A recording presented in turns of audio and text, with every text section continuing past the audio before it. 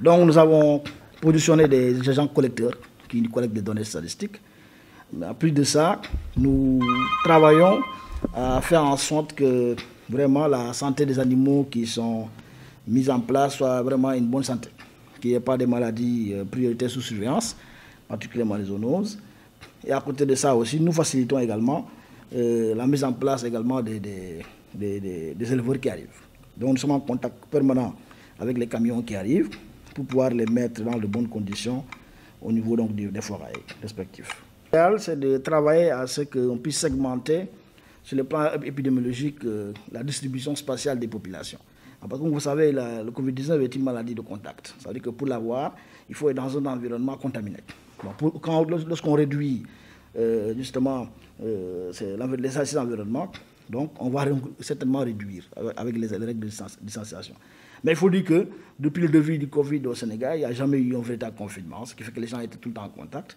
Donc pour moi, empêcher aux gens d'être en contact dans un marché et les permettre de se regrouper quelque part, pour moi c'est aberrant.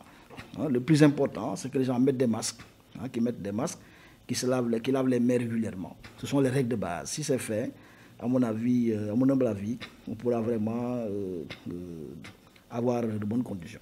Nous avons 5 forails.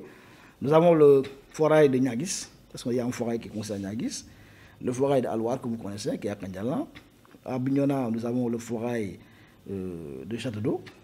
Aussi, nous avons un forail à Cap-Skirring et un forail justement au niveau du sud. Donc, ces forails suffisent largement pour l'opération. Maintenant, il y a ce qu'on appelle des points de vente secondaires.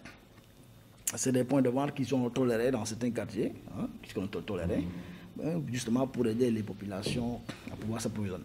Mais pour vous dire, le plus important, ce sont les gestes barrières. Ça, c'est le plus important.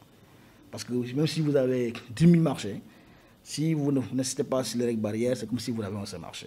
Voilà. Même si les gens vont aller au niveau du marché pour acheter le mouton, si toutefois il y a ces gestes barrières là qui sont